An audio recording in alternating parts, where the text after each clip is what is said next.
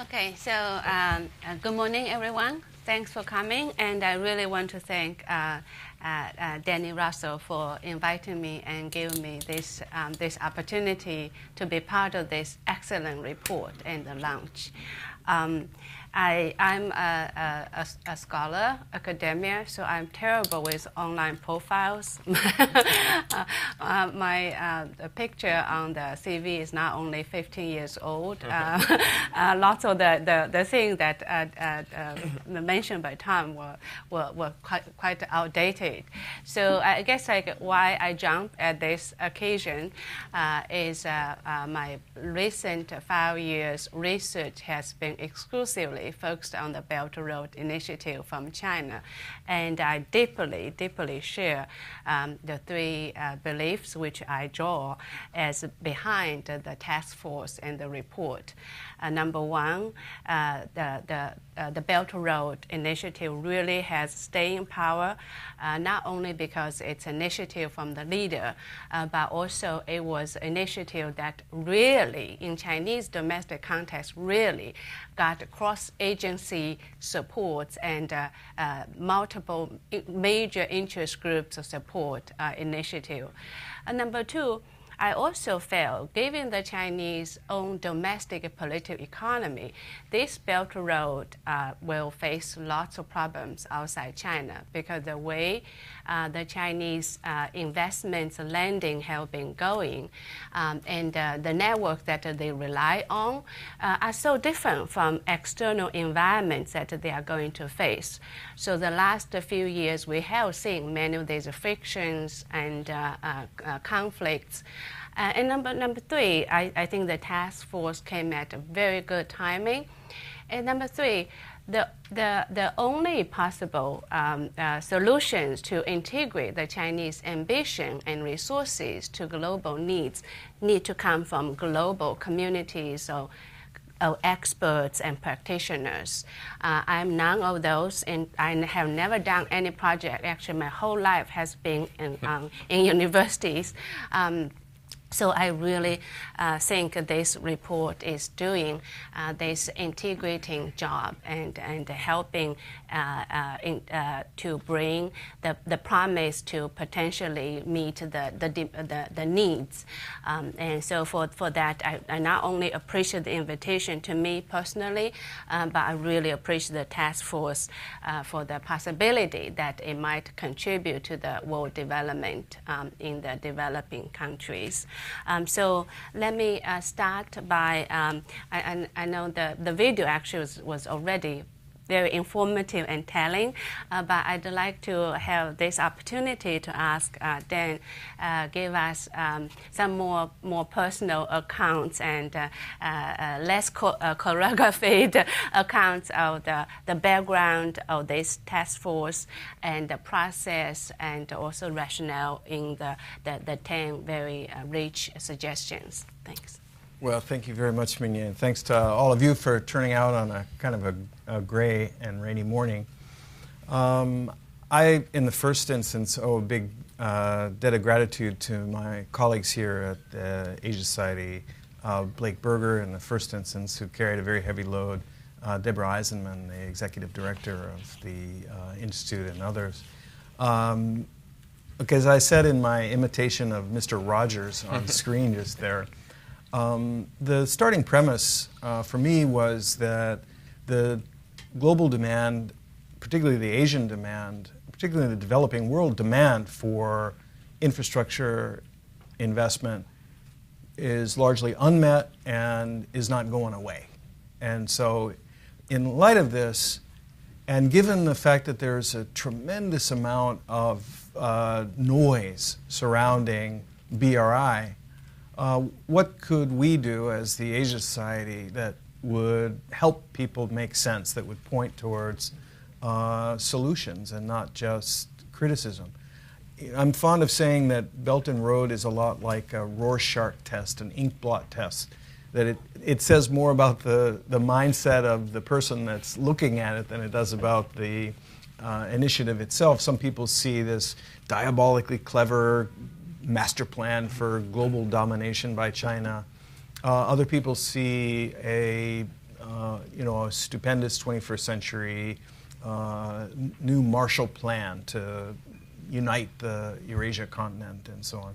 What I wanted to do was to see if we couldn't separate fact from fiction, get to some of the ground truth about the realities in these projects, and with help from the Ford Foundation and AIG, we were able to first enlist a team of really top-notch researchers to do a deep dive analytic set of case studies about some of the specific projects. And then second, to impose on the very best people in a variety of relevant sectors, including Jamie, Aaron, and 10 other top-notch colleagues, most of whom are listed in the report, a few of whom have opted to keep their secret identities quiet. But I'm not an academic. I'm a diplomat. I'm a policy person, a practitioner, or at least a recovering one. And so it wasn't enough for me to just try to get the data. It wasn't enough to try to get the facts about BRI. I really wanted to see whether there was a way that we could have a policy impact. The Asia Society Policy Institute, ASPI, has a creed, describes itself as both a think tank and a do tank. So I wanted to make sure that there was a do component to our approach. And so the two guiding questions for us were really, one, can we find some actionable, practical, doable things that would make a significant difference, a positive difference, that would improve outcomes for the communities, for the countries in which these projects were developed? And second, could we find a way to frame it and present it so that it would be seen by Beijing as in China's interests to make some of these changes? Answer the question, okay, what's in it for China? Since, as in all of diplomacy, the task is trying to get the other person to do the thing that you want them to do. And the way to do it is to show them that it's actually something that they ought to want to do just on the merits. So I think that what differentiates this report from most other looks at BRI, in addition to the fact that our task force was able to integrate people with very varied and deep backgrounds in anti-corruption, in law, in environment, in labor, in financing and construction and so on. And the fact that we culminated not just with observations but with actionable recommendations is that we field tested these ideas before publication with the agencies and the people in the Chinese system who really are in charge of different aspects of BRI. This was not censorship. We weren't asking anybody's permission or allowing them to make any edits to our initial findings and recommendations, but we did want to take them to China and get a sense of where we might be on track or off track. And as I mentioned in the report, we were surprised at how favorable, how open-minded most of the people were that we got to speak with. We've also brought this to the U.S. government, and the point that I've certainly tried to make is that just saying no was not a very successful strategy by Nancy Reagan against drug use in the U.S. Just saying no to BRI is also not a very successful strategy. And that if, even on an incremental basis, there can be improvements that the Chinese and the developers, and for that matter, the host countries, can institute, it will have really profound and beneficial impact over time. Excellent, excellent. So I believe lots of you have read the reports, if not the full one. The matrix definitely is very, very worthwhile to go through deeply. But they are presenting, since these are pertaining to specific projects in many different parts of the world. So there are very professional proposals and very by experts in this room and outside this room. So the second part, I want to ask our task force members and to give us more elaborate introductions, and in particular how to present and put these proposals into action. In fact, some of these points I kind of know, but the details, how to do it, I'm at a loss. So I'll start with Jamie. The area that Jamie is really specialized in transparency and corruption. I think being transparent and being clean are the two identified priority in the second summit on the Belt Road Initiative. But it's included in included in the transparency and anti-corruption.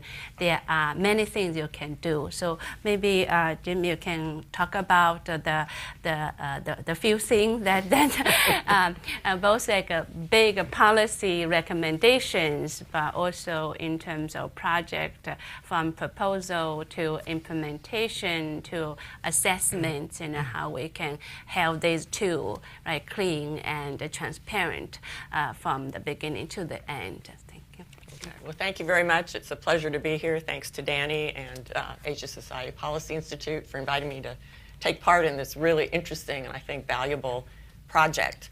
One thing coming at this project from my perspective, first as a lawyer, I was one of the first American lawyers to live in China after opening up. I moved there in 1981, working on real projects with companies from around the world in China.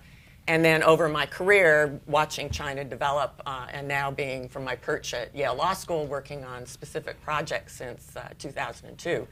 What struck me about this project and the issues that have been raised of concern about how China is behaving overseas really resonated with what has been happening and the problems China has encountered in its own domestic development. You know, the rapid rollout of infrastructure and the rapid growth at home as well. And that these suggestions that Danny mentions were not only things that we thought China ought to want to do in its own interest. In fact, they were things they were already trying to do at home. And so none of our recommendations are really that radical from that particular point of view. But I was asked to, we've had 12 recommendations, and we sort of divided them up 4 to each. And some of them are overarching and some are really specific. So I'll reverse what I had planned to do, and I'll start with the broad. So open BRI. China, when they use that term in Chinese, it's kaifang. So they really mean open to the outside world, inclusive, openness, et cetera. But we're using it in the sense of transparency, which is another big theme of theirs. China claims that BRI is very transparent, but in fact, it's pretty opaque. There are a lot of things we don't know, and it's mentioned over and over again. We don't even know now what is a BRI country. In fact, there are over 125 countries now that have signed agreements with China about BRI. And we certainly don't know what is a BRI project. So how can we possibly evaluate how BRI is working without this information? So one of our recommendations seems simple, although it's quite complicated, is for China to organize an open, searchable database that would track BRI projects from proposals and ideas up through the approval, implementation, and then once completed. This kind of database is something China already does at home, okay? The National Development Reform Commission, Ministry of Commerce, Ministry of Finance, they have various databases. You can go online, and particularly with respect to Chinese domestic projects, public-private partnerships, et cetera, they do have these databases in place. One problem with the BRI database is, of course, what projects would you put into it? So in order to compile it, China is going to have to start setting some standards and parameters about what they are going to consider a BRI project. When they started out back in 2013, 2014, they kind of let anything in under the umbrella, because of course China had already been sending companies overseas under their Going Out program for many years, of both building projects and investing in companies. So anyway, the database would be important. It's searchable, open. It would help provide more information to researchers like us. It would certainly provide more information to companies around the world, to local stakeholders in these host countries. As pointed out in Danny's video, we discovered often local governments as well as local communities had no idea these projects had been agreed to and were coming. And so how can we get more local companies, for example, to take part in BRI projects? So a database would help provide more information to a whole variety of people. And we think it would also, through this greater transparency, help address some of the suspicions and some of the criticisms that people around the world have had about BRI for being totally opaque and secret. A related issue then of secrecy is that where there's secrecy breeds suspicion. So what is going on in these BRI projects that they aren't telling us about? China's had several very high-profile projects in Malaysia and other places that have been revealed to have involved a lot of corruption. And it really also has tarnished the BRI brand. And one of the major criticisms is that had not been enough built into the BRI to try and start addressing these corruption concerns. We all know at home China is prosecuting a very wide-ranging anti-corruption campaign. They have various mechanisms, some of which are unique to China to handle it.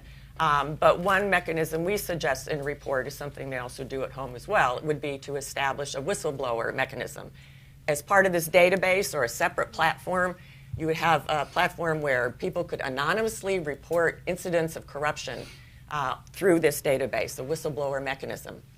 But in order for that to work, there should be consequences also. And we would think that China should think about, or the policy banks, et cetera, a debarment system where Chinese companies who are found to be guilty of corruption will then be debarred from qualifying for BRI projects either temporarily or permanently. This, of course, is already done too on the international realm. The multilateral development banks have these debarment programs. China's own initiated Asia Infrastructure Investment Bank, AIIB, which is a multilateral development bank itself, but they also have a debarment system, and they also agree to abide by these debarment lists that the other multilateral development banks use. So debarment is a powerful incentive. There are other recommendations we could make, but implementing anti-corruption is a big issue. We are happy to see at the recent forum in April that China did launch a Clean Silk Road initiative. This had in fact been talked about a little bit earlier and is being led by the Communist Party Discipline Inspection Commission and their state counterpart, the Supervision Commission. So it'll be sort of interesting to see how the initiative, which has very few details in it, actually plays out. But clearly this is an issue now that the Chinese leadership are willing to address, hopefully head on. Now getting down to a little more granular of our recommendations, but tied into this transparency issue, is the issue of government procurement. Who are the companies that participate in these BRI projects? And one big criticism that we hear a lot, particularly from EU leaders, IMF, as well as the US and others, is that BRI tends to be dominated by Chinese companies. And certainly in the construction area, a lot of them are Chinese state-owned companies. A lot of the projects that we looked at apparently had not been put out for competitive bidding, even within China. China itself, domestically, has developed quite a sophisticated competitive tendering system, which is also transparent. You can watch the process in progress, the contracts, all the related documents, everything is supposed to be made public so that the public and others can help supervise the project. So our recommendation is that China should adopt, as again they indicated they're willing to do through the leaders' communique that came out of the Belt and Road Forum, to adopt an open, competitive procurement system. Now, Xi Jinping a couple years ago did promise that China would accelerate the process they're undergoing to join the government procurement agreement under the WTO. China already belongs to a few relevant things, so we're hoping that this open procurement system might take place. And in particular, China would adopt e-procurement. This is the latest best practice, and in fact is being endorsed and used by multilateral development institutions around the world. China itself has been using e-procurement for over a decade. They set up a system in conjunction with the World Bank. Obviously, there would have to be some capacity building and stuff for some of these host countries. to learn how to and be able to access such a system. But again, it would make it more open. It would show the world also that China is serious about trying to multilateralize the BRI, which is what they say they want to do, and would also help bring in greater private capital from around the world, including China. And then lastly, moving right along to another very practical suggestion that came really from some of the consultants we worked with, is for China to embrace using these internationally recognized International Federation of Engineering Consultants, the FIDIC contracts, which are used broadly in construction contracts in China if you have multilateral financing or foreign companies involved in the construction, and which are used now in World Bank, ADB, many of the other projects overseas as well. And these are standard contracts that can be amended to fit the specific country and project, et cetera. There's a whole suite of kind of model contracts, but they have a lot of core provisions that could be adopted that would be familiar to people bidding on these projects from around the world. And it would obtain efficiency costs because you could negotiate more quickly by just adapting and adopting these basic clauses, et cetera. So that's a very lawyerly sort of suggestion that we had for China. Again, one that they should get because they're already seeing it used in practice as well. So I'll stop there because we have a lot else to cover today. Yeah, absolutely. In particular, I think there's specific proposals totally actionable. Although in the Chinese political atmosphere, when you say transparency, the actors might be a little bit worried, but the specific suggestions I can see that are very actionable. Now let's move to our another lawyer, but who acts on behalf of environment and labor. In particular, I really like your proposal on multi-stakeholder approach. If you can highlight from the labor environment perspective, but also talk about the multi-stakeholder approach, who will be necessarily be in any project proposal and discussions. Aaron. Sure. All right, thank you, Min. And I apologize, I seem to have caught a cold on the way up here, just the 70 blocks I traveled this morning. So I have to stop and clear my throat. Apologies to all of you here and those of you tuning in. But first, thank you to Danny and Blake and Asia Society for having me here today and involving me in this project. When I was contacted, I was actually pretty involved in a case in the United States in a commonwealth of the U.S. and the Pacific called Saipan, where there had been several Chinese construction firms that were building a casino project and had brought in about at least 2,400 workers from China to build the project, many times circumventing the immigration laws, having them come in as tourists, but nonetheless working on the project. And we found pretty rampant violations of minimum wage laws where thousands of people were underpaid, lots and lots of injuries because there weren't proper health and safety measures on the site. And people to this day, some of whom I represent, still haven't been compensated for these injuries that happened now over 2 years ago. And I think it was a pretty good symbol of some of the issues that come up on a lot of these sort of infrastructure and PRI projects. So I was very keen to, get involved and really think about what practical steps could be taken in order to mitigate some of these pretty bad outcomes that we've seen kind of pop up around the world. I think a lot of the recommendations that I've been tasked with talking about, the environment and labor issues and grievance mechanisms, I think a lot stem from a sort of central practice, which what we heard in many, many instances as part of the field work is there's a desire oftentimes on the Chinese side, and perhaps sometimes on the host country side, to really get things done quickly and get things done cheaply. And often that comes at the expense of doing proper planning. Right, so it's let's sign the contract, let's get the deal, let's break ground, and then we'll figure out a lot of the other stuff later, right? Whether it's land issues that might come up or labor problems that might come up or specifically who's going to build the project and where are we going to get everything. We'll deal with that after the fact. And I think they put it nicely in the report as referring to these things as sort of time bombs, right? Because the reality, as we've now come to realize over and over, is that by sort of sidestepping them at the beginning and not doing the appropriate diligence and talking to the relevant people and really mapping out how are we going to do this project, what are the potential problems that might arise once you're already a third of the way in or halfway in, and then you're first discovering these problems, it becomes a much more difficult thing to deal with. And a big part of that is emphasizing the need to do environmental and social impact assessments. And this is not really something that's novel or new. It's in Chinese law. It's in every recommendation by all of the major Chinese agencies that talk about overseas projects. But I think the challenge is, how do you make it more than just really a box-checking or box-ticking exercise, which is what we saw, I think, in many occasions. There was one example for a dam in Laos where they literally found that they had copy and pasted from one environmental impact assessment and put it into that one, right? So not really doing any actual diligence or thinking about what are the particular problems that might come up.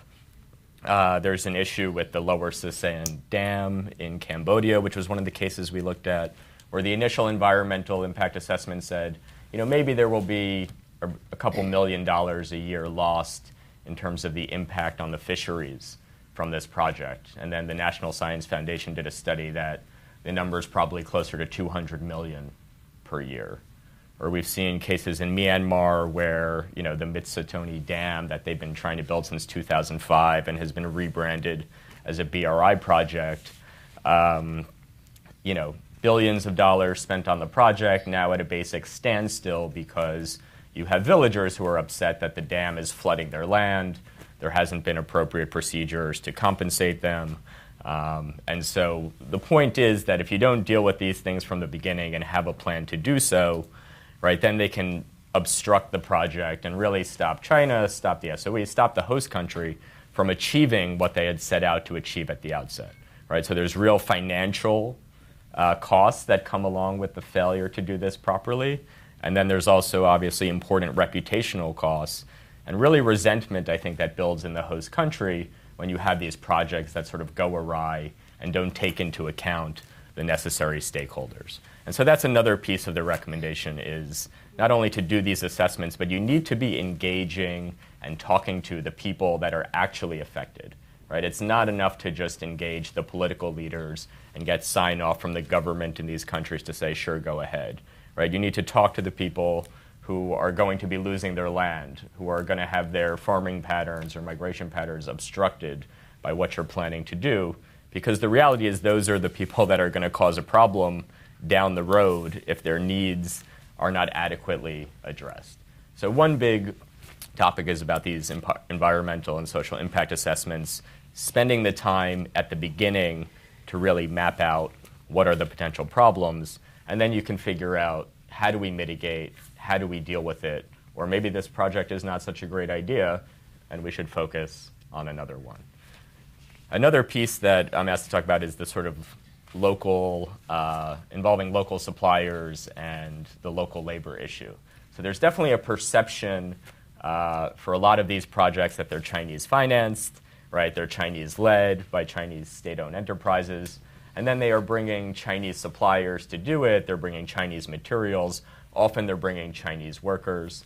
But there's an expectation in the host country that, this might be the biggest infrastructure project our country has engaged in decades, right? There should be some economic benefit to local businesses, to local workers. And when that turns out to not be the case, you have a lot of, I think, resentment that builds, and a lot of people who could be supporters of this infrastructure project really turning against it and being quite skeptical about it. So again, I think it comes back to planning. I mean, it's right, and we hear from the Chinese oftentimes that, maybe the people in the country really don't have the skills to do this kind of job, to build a railroad or to build a dam. But we've seen instances where China has done this well, like in Malaysia. Eventually they set up some kind of training program so they could train a few thousand Malaysians to be engineers on the East Coast Rail Link when it comes online, right? So if you plan in advance and you think about, who do we need to build this? Where are the gaps? how do we do the appropriate budgeting to make sure that we can get locals engaged in the project, I think you have an opportunity to get closer to what are win-win solutions in these cases. The same holds true for, what can we source locally, right? What kind of products are available? What kind of businesses and consultants do exist locally? And how do we engage those? Okay, thank you. These are very good points to take. I'm thinking, right, domestically, then you have these different agencies in charge, and going global, in particular BI, given it's such an ambivalent scope, and how you can action upon these suggestions. When I was listening, my mind is working. I guess the only checkpoints that can impose some kind of accountability and incorporate these principles, suggestions might be on the financing side. So let me invite Daniel to give us some suggestions, not only the financiers, but why the financiers want to do it and how they do it, and how you incentivize the accountability throughout the project process. Thanks, Vinay.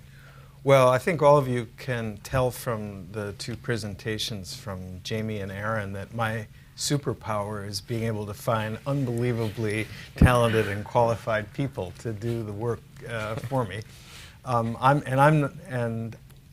They were joined by a number of other really talented experts, including on international finance. I'm not a banker. I'm not a financial expert. But I had some on-the-job training, as we all did. And I think that certainly what I came away with was a conviction that the single most important factor in flawed projects or in failed projects was inadequacy of due diligence in the early project conceptions phase, in the early planning phase. Namely that one problem, and we made a recommendation about creating a fund that target countries, that recipient countries could draw from to be able to hire international experts and consultants, et cetera, to help them assess what their real needs are.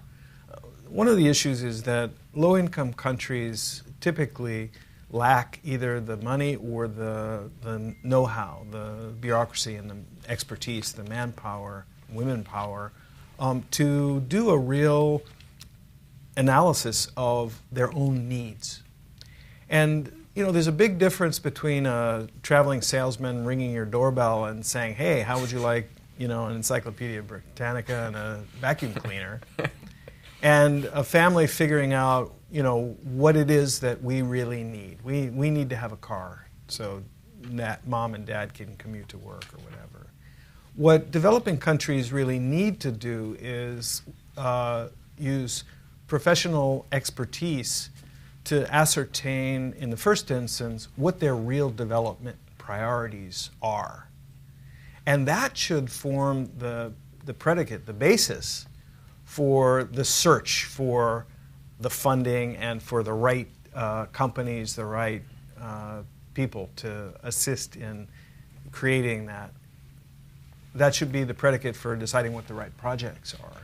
And typically, developing countries and low-income countries are unable to do that. So when a Chinese developer rings their doorbell and says, "Hey, have I got a project for you?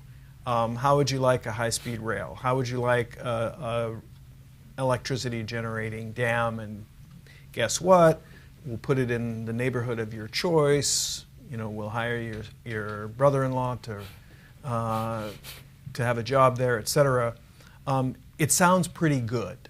The second piece of that, the flip side, is that China is often not responsible for decisions that really are in the purview of the host country. And those decisions often are about development priorities and what goes where and so on. But in the fullness of time, China gets held responsible for things that have gone wrong, that things that weren't gamed out or costed out in the original design and the original conception. And for a variety of reasons, including political reasons, it's often the case that the Chinese representatives, the Chinese developers, are in a big, big hurry to get an MOU signed or to get the recipient country to sign on the bottom line, and therefore leapfrog over a lot of the due diligence. The problem isn't in the engineering. Chinese engineering is somewhere between good and fantastic. And often the problem isn't in the construction itself. There are horror stories, but generally speaking, Chinese construction companies are very, very efficient, very competent. The problem is in the due diligence phase. What is it that the country really needs? What is it that the country can really afford? What are the cultural, political, social, and other equities involved in the placement of a project? Is this project going to actually generate commercial returns? Is there going to be a return on the investment? Is it bankable? Can it make money? And to Aaron's point, will it create jobs for locals in country? And do those locals have the skills that will help them move up the value chain?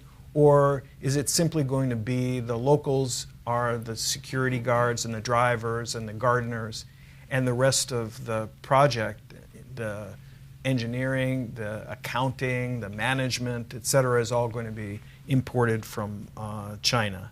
So this is clearly a case where haste makes waste. And our specific recommendations were, number one, to create a fund that host countries could draw from to do the project preparation, and second, for China to rigorously require that sort of project preparation work be done before the contracts get signed.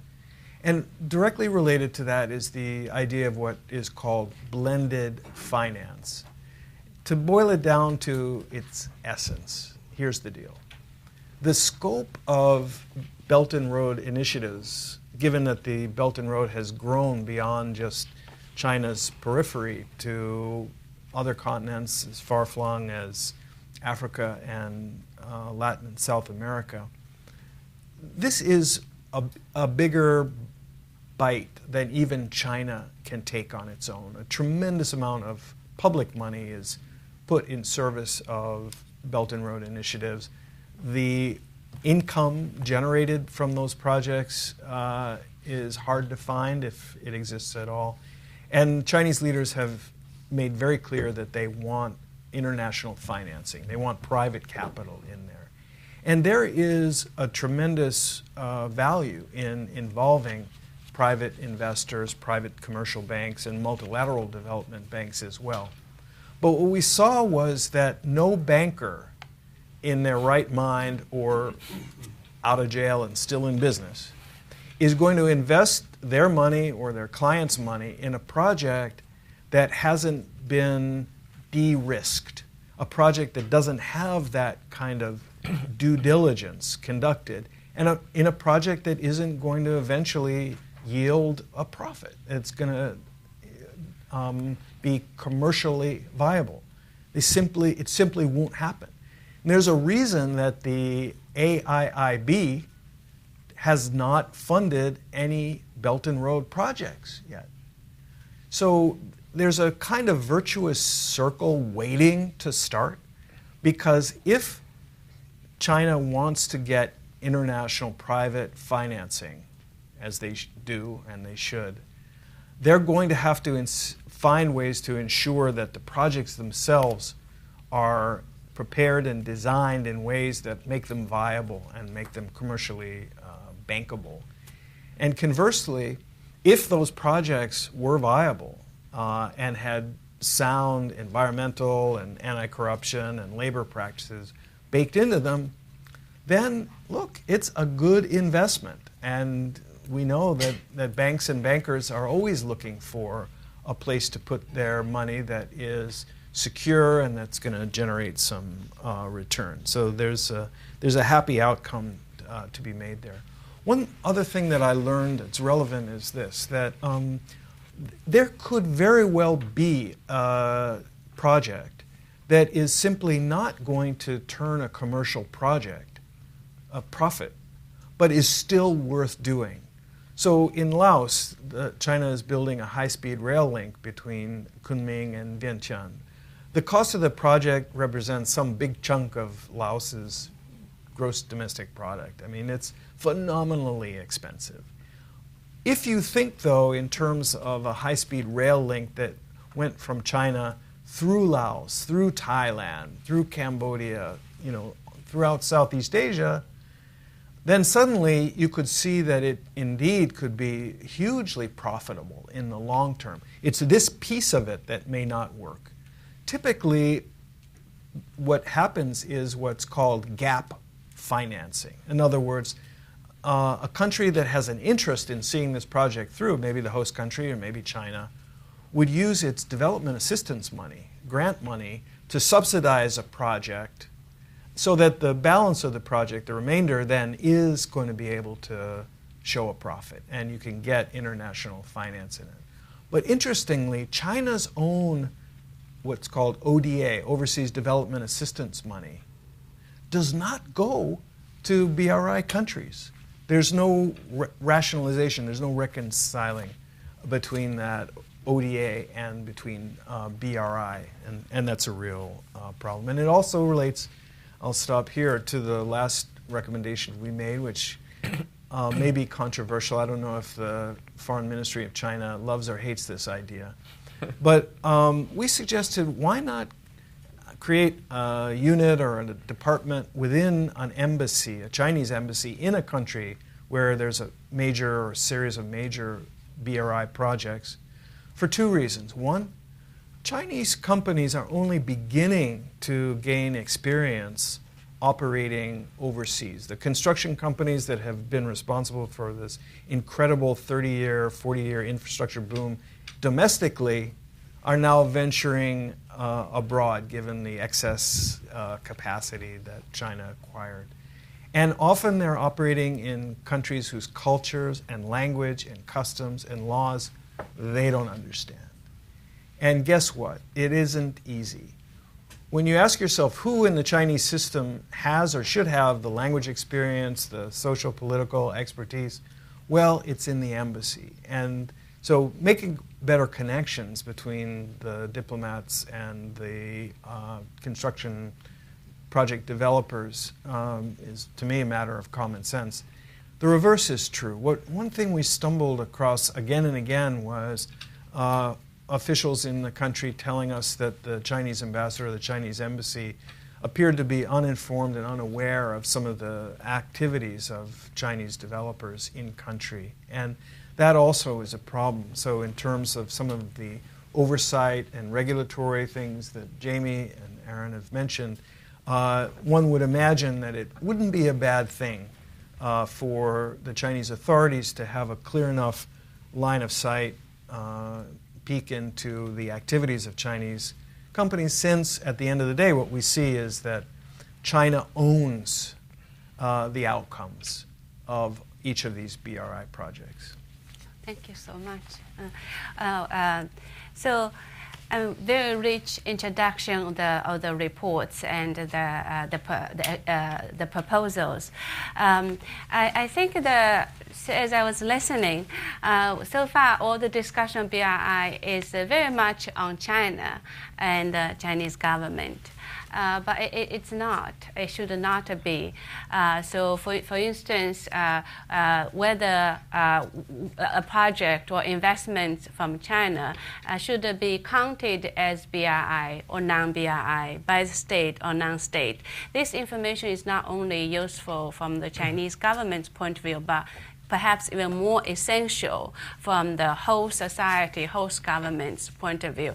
And so far, I've seen lots of resistance against the Chinese investments, but those lots of investments were not related to the BRI. So, as we enter into the Q&A sessions, I want to ask you guys to provide some suggestions to the host government, or even because in many places the host government might not be the most reliable person to put the final trust in, but just to the whole society, host government, what they should do and how they should think about investment from China and going beyond the BRI things. Yeah. Who wants to start? Well, I'll start off because I think I talked a little bit about it too. So clearly you're right. It's not a one-way street. And in fact, we found a lot of the host countries may have very good laws on the books, either requiring environmental impact assessments, anti-corruption, whatever, but that there's weak capacity to fill it out. And China experiences that themselves at home too. Implementation is a challenge for us too sometimes. So there's several aspects to this. You know, China's BRI is not all just about construction and physical infrastructure. They've got a whole host of educational, training, scientific, other sort of soft people-to-people programs. So one thing China could do is put some of that money, which in fact some of their programs try to do, into helping host countries develop their capacity, whether it's through law and lawyers, whether it's through engineers and the kind of training Aaron was talking about, financial capability, these project preparation funds, et cetera. But that's also something that the whole international community can get involved in as well. And I think there's a lot of interest from many host countries, many international countries, and from the multilateral development banks in helping build capacity. NGOs, a lot of international and Chinese NGOs are working in some of these countries to help them develop capacity to evaluate, monitor, and better manage a lot of the influx of all this investment coming in. So it's a very good issue, and it's very complicated, but clearly you're right that that has to be input from both sides in terms of making it, because ultimately it's the host country that bears the responsibility for the project itself and its success. Yeah, and also I think this is not first time China invests outside. China is not the first country that invests outside the country. So what the lessons that we have learned and can be applied here? That I really would like to get to your follow up. Yeah. Yeah.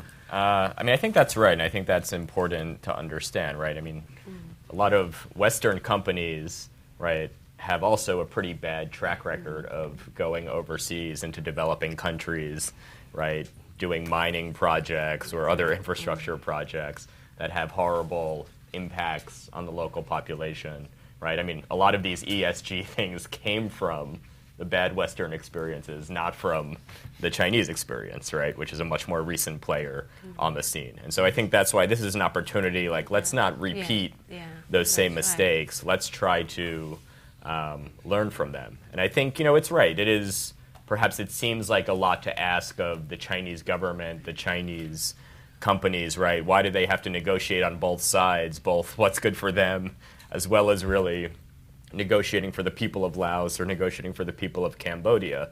But the practical reality is, whether it's fair or unfair, whether they like it or not, it's going to impact their project, right, and the financial success of that project. And it's going to impact all of these other things we're talking about, right? The people-to-people aspect of BRI, building good relationships with that country, right? If you neglect those, it's going to come back to harm China. And so the practical reality is you have to deal with this. You have to address it. And I think, a lot of this stakeholder engagement piece is to get at this issue that local governments, like you said, are not always necessarily the most effective at representing the interests of their population. And that's why it's really essential not just to talk to the government, but you need to get to, right, the other stakeholders that are involved, whether it's labor unions in these countries, whether it's some sort of association of villagers that are most directly affected by the project. And I'm not saying that's easy to do. That requires often a lot of capacity building because these are not necessarily always countries where civil society has been allowed to thrive, or where villagers are sophisticated in a sense of that they have a formal organization or can put forward demands, right? So it takes work at the outset to do those things, to gather those voices, but I think it has a payoff in the end. And the last thing I'll say is I think what Western companies have sometimes come to realize, and what requires really a sort of shift in thinking on, I won't say all Chinese companies, but some of these actors, is that the stakeholder input, the local input, is not just one more, mafan, right? One more troublesome thing that we have to go through, but that there's real actual value in soliciting those opinions. And Western companies, have the same problem, right? Often they set up a complaint channel, a grievance mechanism, and they pray that really nobody will ever call, right? Because once they call, you have to deal with it, and it creates all sorts of problems. But the reality is, if you don't, it offers a lot of advantages to have a real channel where people are airing these grievances, right? Because if the problems do exist, it's much better to know about them early on, right? It's much better to give people a chance to voice them and make them feel like they're heard and they're listened to, as opposed to them just building up and fomenting and then thinking of other more extreme ways, right, to get a remedy for whatever problem they're facing. So when we were in Myanmar, we were talking with a pretty sophisticated, Western-backed NGO who was dealing with a project, and he said, I looked at the Chinese SOE, I looked at the bank, the Chinese bank that was providing financing. I could not find anyone to call, anyone to email to sort of raise what seemed like a very legitimate issue, or even just question about the project, right? And so what are you left to do? Right? Do you protest? Do you have to go through much more extreme measures to get attention to the problem, just so you can have a dialogue about, are you planning to build the road this way or that way? I think the point is these things have value, and so China should invest in trying to build these communication channels, right, and build the capacity of people to represent what their interests are, what their needs are, and what their concerns are. So I want to end with a comment and then open to the session. That is, the Chinese, its own domestic development, there are many things, but one lesson I think is really worthwhile to take here is they like to experiment, right? So the Chinese, it's the last 4 decades, they typically announce a very ambitious and then very ambiguous programs so that they can mobilize and incentivize lots of participants, and that let many people, actors, do their own things. And once there are a few more successful experiences that come out, and then the Chinese typically elevate those experiences at a provincial level and then national level. So I wonder, in particular, based on the task force, in your research, any successful cases or countries that you think might be elevated to become a broadly applied BRI matrix? Well, I'm glad to hear you make that point, Minye, because that was really very much a part of our rationale, and we faced a certain amount of skepticism. What makes you think that China is going to change?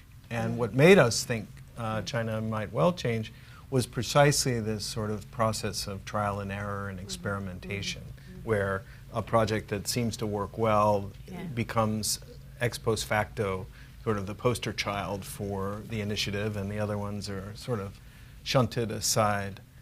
Look, I'd go back to the point that Jamie made, which is that many of the practices that we are advocating for in BRI globally are in fact practices that have been standardized domestically as a result of the same kind of trial and error experimentation process through the decades of China's own development. And take the complaint mechanism or the grievance mechanisms that Aaron alluded to. Well, China has a huge interest in maintaining social stability. it wants to avoid incidents of villagers rioting and beating up the local headman. And as a result, China has developed indigenous strategies and policies to allow citizens to express their concerns, to voice complaints by peaceful means that diffuse and hopefully address these problems before it reaches the boiling point. The same logic applies in a foreign country as well. And while it may well be the literal responsibility for providing those sorts of remedies, seeing that justice is done rests with the host country, often the capacity in the host country is inadequate. And when it goes wrong, ultimately the blame comes to rest with BRI and with China. So that's been the way that we've tried to frame the incentive. There's no one-size-fits-all in terms of BRI projects. They range from the multi-billion-dollar energy or transportation mega projects to modest or pre-existing construction of a little factory or a rail link that really doesn't necessarily seem to reflect BRI proper. And what gets built in a medium-income country is going to look very different than what gets built in a low-income country.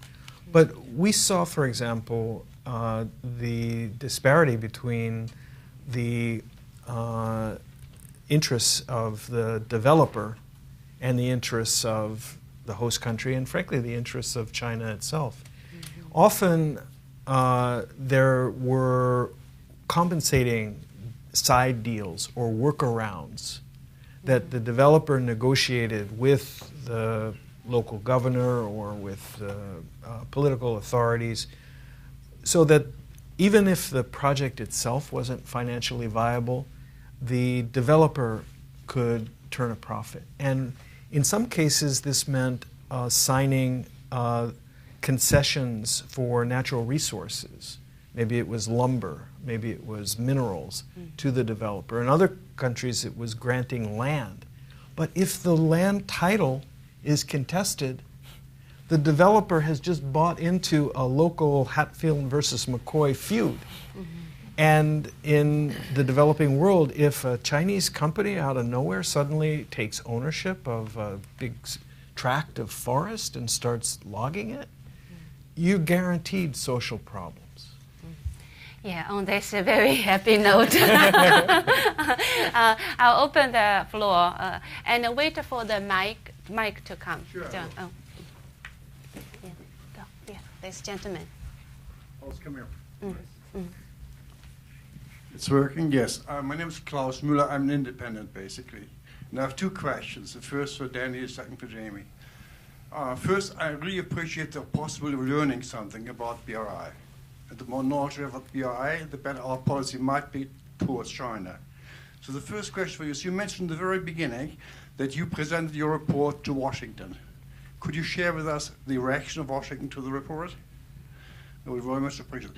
And Jamie, I mean, it's very difficult to, given the great number of problems you identify in this report here, so it's very difficult to prioritize what are the most important problems, you know. Can you comment about the possibility, or can you comment about, you know, what is, let's say, a Chinese policymaker who is involved with BRI projects, you know, and there are, what, 3,000, I understand, you know. What is the biggest challenge he has? How does he prioritize, or she prioritize the problems to address? Thank you. Yeah. Thanks. In a nutshell, obviously the U.S. government's a pretty big entity, and that they don't have, and there's no need for them to take an official position on the report.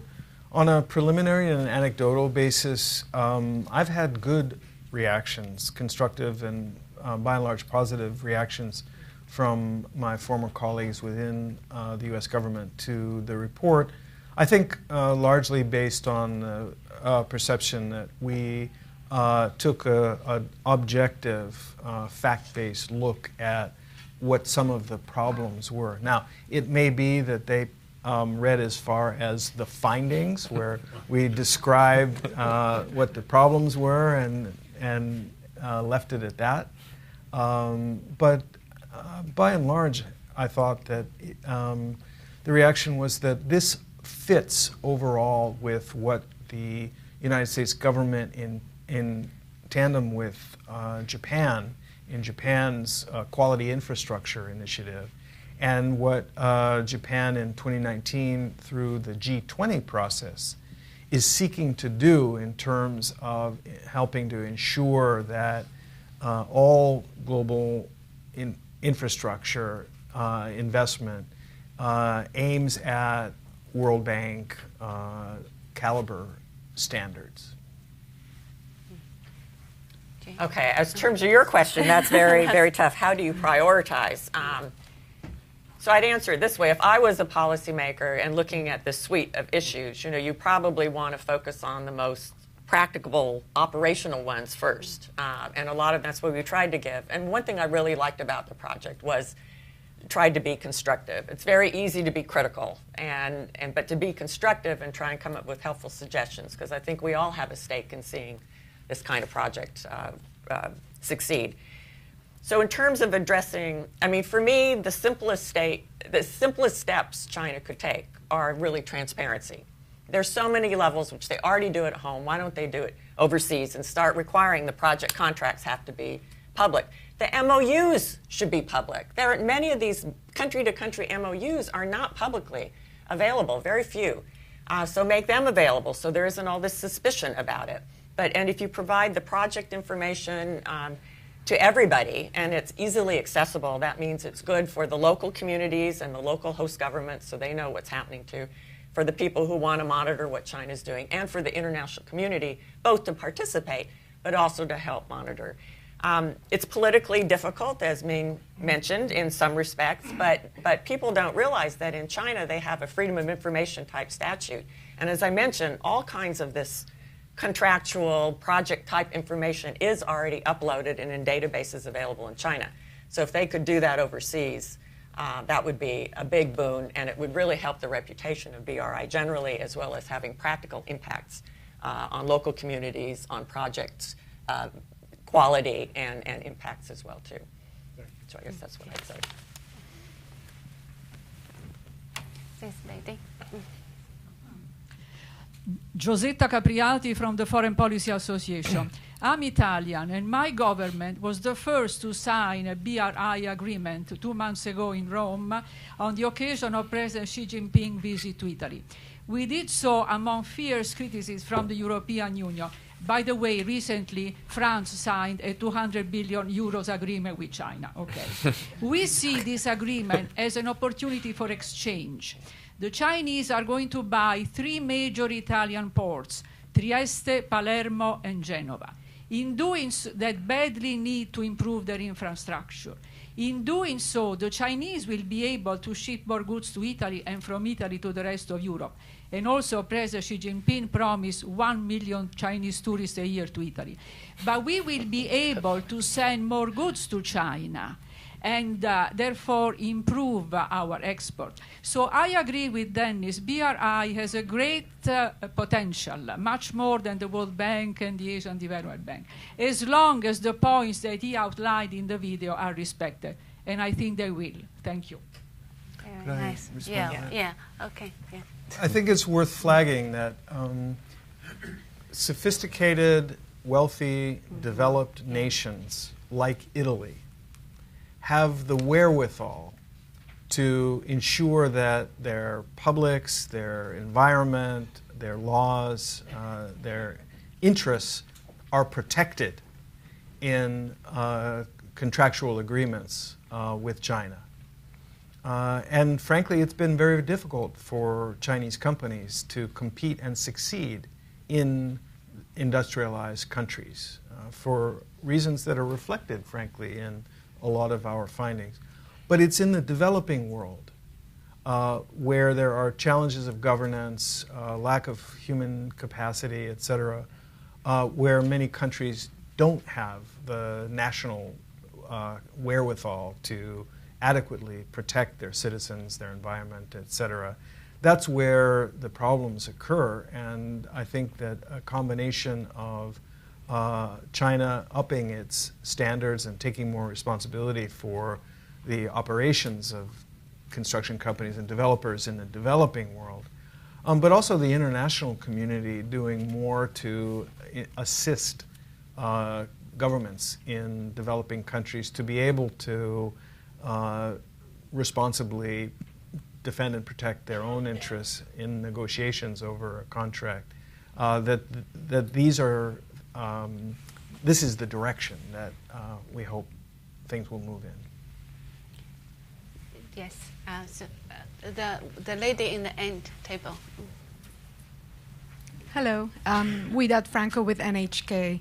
I just wanted to ask, how do you see China's pursuit of the BRI lately in Latin America, especially in places that have traditionally had like a close relationship with the U.S.? And is the U.S. trying to counter it in any way? How does the U.S. see this? And what does it mean for Latin America?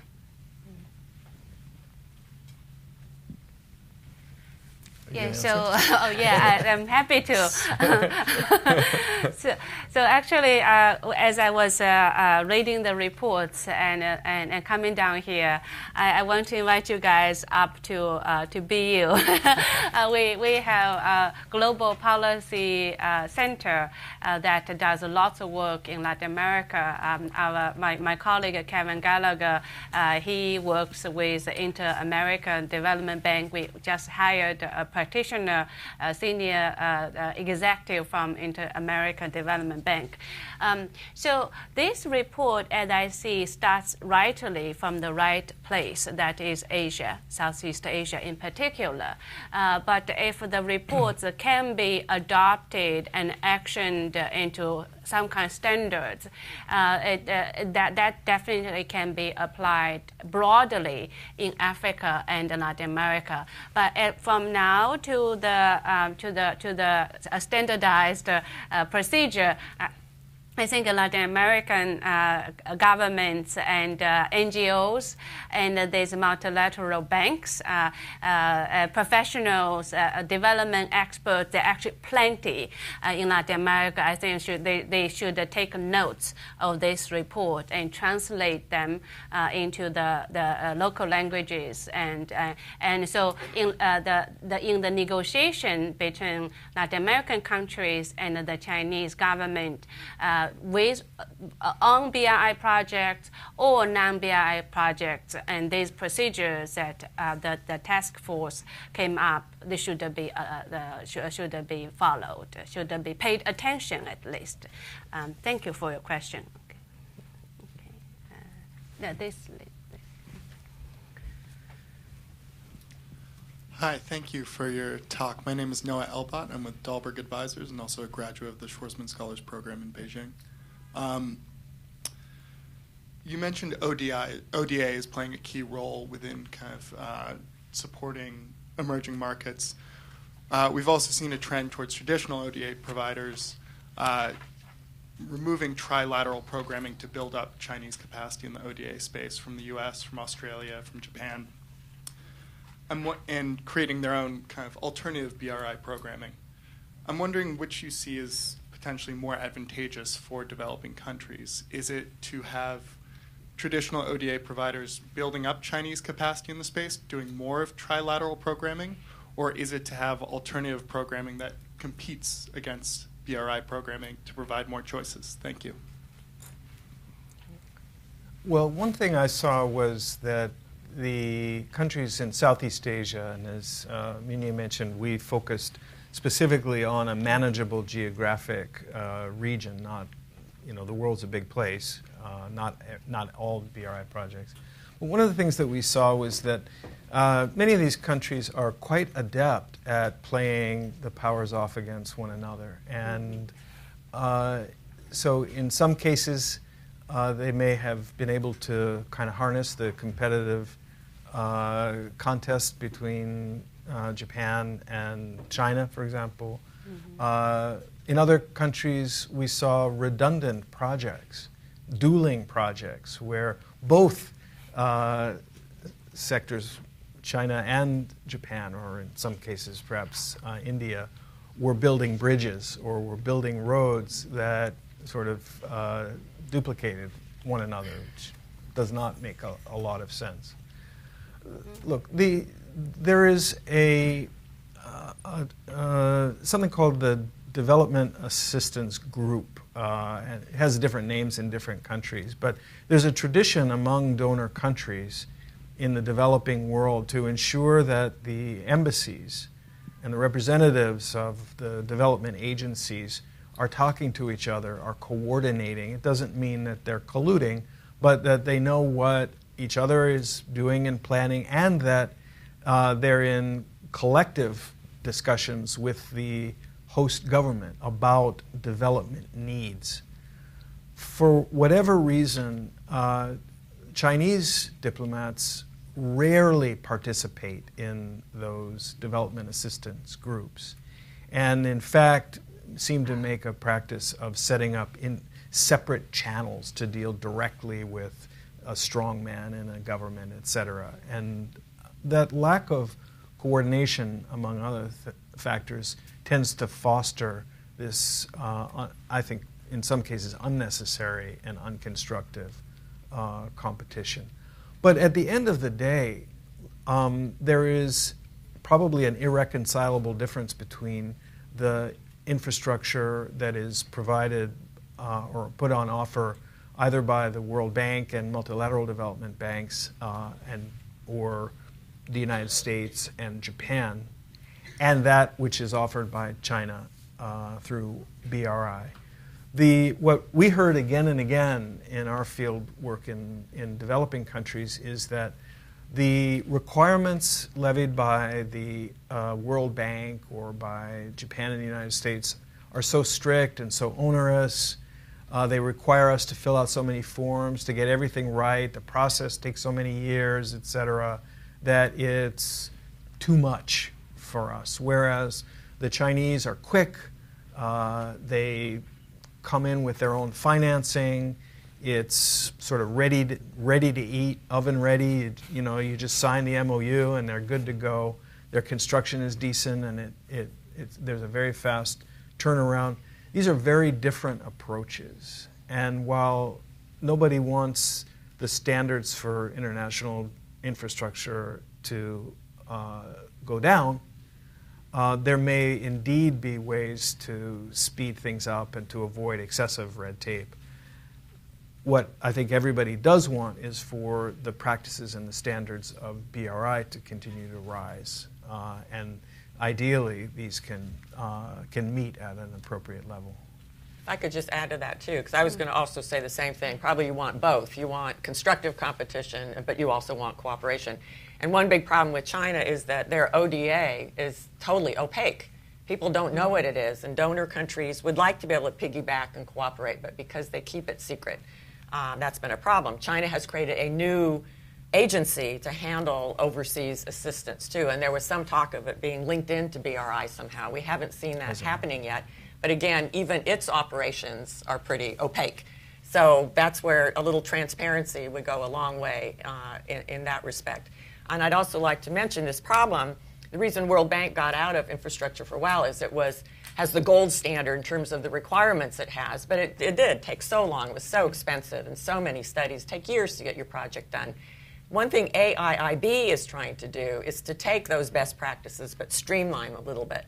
They always say green, clean, and mean or something. They're trying to figure it out. It's lean. That's right. Yes, not mean. So they've been criticized maybe for going too far the other way, but somehow there needs to be an in-between. And again, this BRI initiative, which is not more than just one project, maybe can help find a better balance between these competing desires to do it in a reasonable cost and within a reasonable time, but also at a high standard. So unfortunately, we are at the end. So we'll just you have the last question and quick response. The session is already end. Thank you so much. I'm Zhang Yan from Chinese Embassy. It's such a pleasure for me and my colleagues from Chinese Embassy and Consulate General in New York to attend such an important workshop. Yeah, thanks for Daniel's high comments on Chinese embassies abroad. That's why we are here. To listen, to think, and try to make progress with the international collaboration. So as to the openness and inclusiveness of the BRI, just a brief number of the second Belt and Road Forum of International Cooperation in Beijing almost 2 months ago. So totally more than 6,000 foreign guests from 150 countries and 92 international organizations attended this important forum and reached a comprehensive consensus on a high-quality Belt and Road. And we want to build a global partnership of connectivity. So Belt and Road Initiative was initiated by China, but it should be built by the world and for the world. We think the opportunities and outcomes should be shared by all the world. As Daniel has and our presenters have mentioned, that it should not be only China's task. We should draw more international cooperation and collaboration as such a big project. So we feel encouraged to have so many international inputs, especially U.S. inputs on this initiative. So we see that in more than 50 United Nations representatives attended the second forum in Beijing, including California's Lieutenant Governor Eleni Polanaski, and he attended thematic forums, and many representatives from business community and U.S. Embassy in China.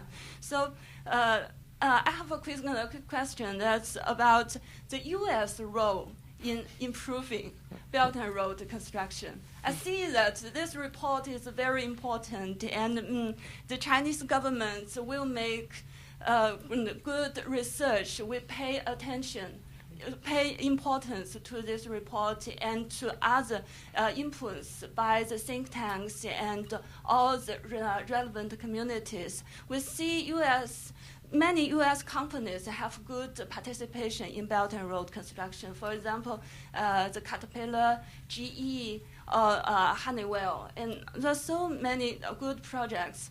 So in the future, what kinds of engagement of U.S. itself will be in the Belt and Road construction? Thank you. Excellent question, actually. I'll go back to our task force. Well, I'll answer very quickly, which is this. In its early stages, the Belt and Road has celebrated numbers, and celebrated numbers in terms of the numbers of projects, the size of the projects, the numbers of countries and representatives that have attended the Belt and Road Forum, as you've mentioned. The numbers, I think, that from the perspective of the United States will matter over time will be the numbers of projects that have been successfully completed on time and at budget that are generating positive outcomes for the countries that host them. The number of contracts that have been won, BRI contracts, that have been won through open and competitive bidding by U.S. firms, not just the occasional Caterpillar tractor that gets sold or a GE system or a Honeywell system, but actually can Fluor or Bechtel bid and outcompete CCCC for a BRI contract. Well, that would show that China is looking for best value, best quality for money in the projects, and that benefits not only China, but it benefits the competitors as well as the recipient countries. The numbers of employees who are either American or who are of the recipient country who are hired in management level jobs during the course of a BRI project. the percentage of supplies from vendors outside of China. I think I mentioned in the report really kind of a plaintive, heart-touching comment by one of the people we interviewed, who said the Chinese construction companies, they don't buy from us. They even bring their own nails from China. So if the result of the kinds of transparent, equitable, fair, sort of business-based, practical recommendations that Jamie and Aaron have already mentioned are put in place, I think that the numbers that really matter, the numbers that I've described, will go up. Merely to sign an MOU for BRI does not strike many Americans as all that meaningful. In the early stages, a BRI MOU didn't really have much in it. And I don't think, as a result, that you're ever going to see the U.S. government sign a BRI MOU. But we could certainly see collaboration on the commercial side, as I've mentioned, and collaboration on the development policy side, as I also mentioned. And since we all share an interest in prospering and stable countries in not only Asia but beyond, this is a shared interest, I think, for both the United States and China. And can I make a final plug for transparency? Yes. So it's important we get the data so we can find out these numbers for ourselves, not stories that you publish in Xinhua that tell a good story here or there, which is basically what we're getting on BRI. So that's what we get from the Chinese press. From the Western press, it's all negative stuff about the problems. We get that in the U.S. too. But clearly, if we have more information, complete information about how these projects are actually operating, that independent researchers can be analyzing and then providing data, that's where these kinds of numbers will really have an impact. So again, I really encourage transparency. Make it a truly transparent initiative. Will have many, many benefits for everyone. As a scholar, please create some data. Okay, on this more positive note, thank you so much for coming. Then do you have a final words? And hopefully you guys have a good day. I think the lunch event is adjourned. Thank you.